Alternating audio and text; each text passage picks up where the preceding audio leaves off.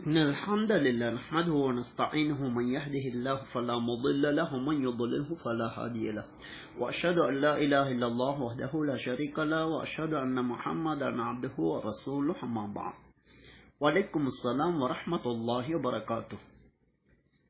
அல்லாஹ்விடம் அனுமதிக்கப்பட்ட விடயங்களில் மிகவும் வெறுக்கப்படுவது விவாகரத்து ஆகும் என நபி அவர்கள் கூறியதாக இப்னு மாஜாவிலே 2018வது இலக்கத்தில் பதிவு செய்யப்பட்டுள்ளது என தமிழ் வடிவிலே ஒரு பதிவிடப்பட்டுள்ளது. இந்த பதிவை முன்வைத்து இது உண்மையான ஹதீஸா என கேள்வி தொடுக்கப்பட்டுள்ளது. இது உண்மையான ஹதீஸ் கிடையாது. நபியின் பெயரால் பதிவு செய்யப்பட்டுள்ள போலியான நம்பகமற்ற ஒரு செய்தியாகும்.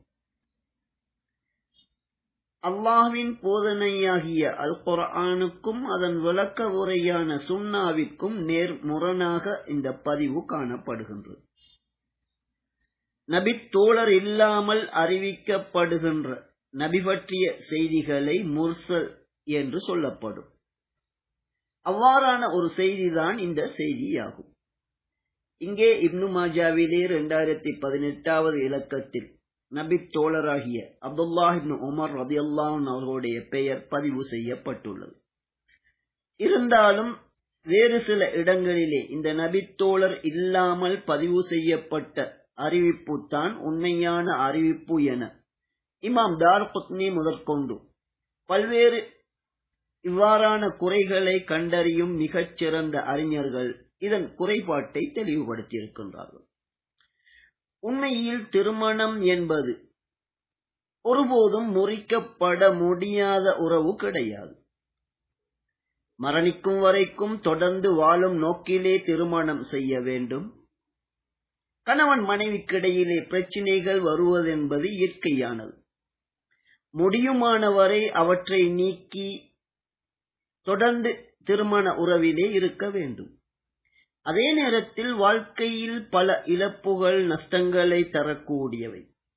குறிப்பாக மார்க்க விடயத்தில் உடன்பட்டு இருவரும் மகிழ்ச்சியாக பயணிக்க முடியவில்லை என்றால் அதுபோன்ற சந்தர்ப்பங்களிலே விவாகரத்து செய்து கொள்வதே சிறந்ததாகும்.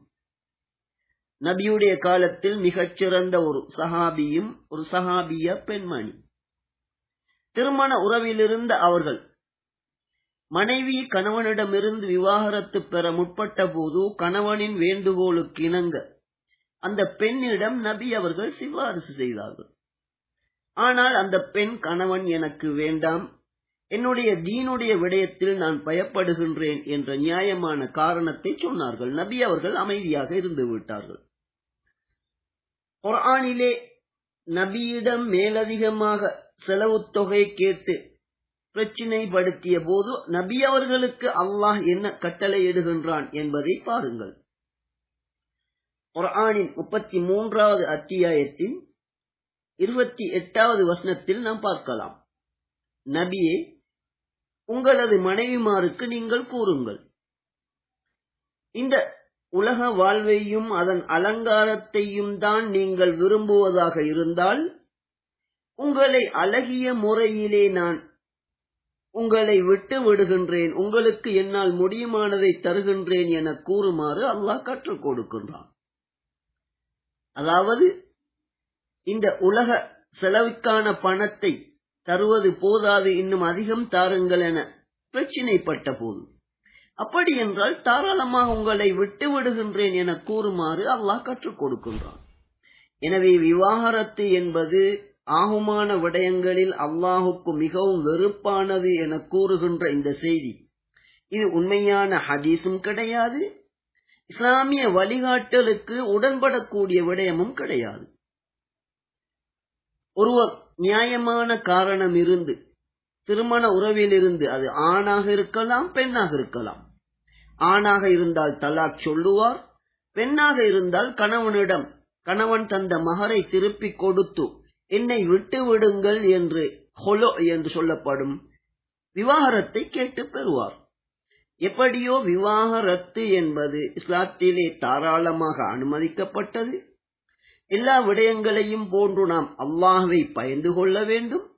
எமது உறவிலுள்ள, அது கணவனாக இருக்கலாம், மனைவியா இருக்கலாம், அவர்களோடு வாழ பிடிக்கவில்லை என்றால் தாராளமாக நாம் விவாகரத்து பெற்றுக் கொள்ளலாம். இதிலே எந்த பாவமும் கிடையாது. எல்லா விடயங்களையும் போன்று நல்ல நோக்கம் இருக்க வேண்டும், அல்லாஹ்வுடைய அச்சம் இருக்க வேண்டும். நிச்சயமாக விவாகரத்து தேவை என்ற ஒரு நிலை இருந்தால் தாராளமாக ஆணாக இருந்தாலும் பெண்ணாக இருந்தாலும் விவாகரத்து பெற்றுக் கொள்ளலாம். அது அல்லாஹ்விடம் ஆக வெறுப்பானது என கூறுவது ஹதீஸே கிடையாது. இஸ்லாத்தின் நிலைப்பாடும் அது கிடையாது.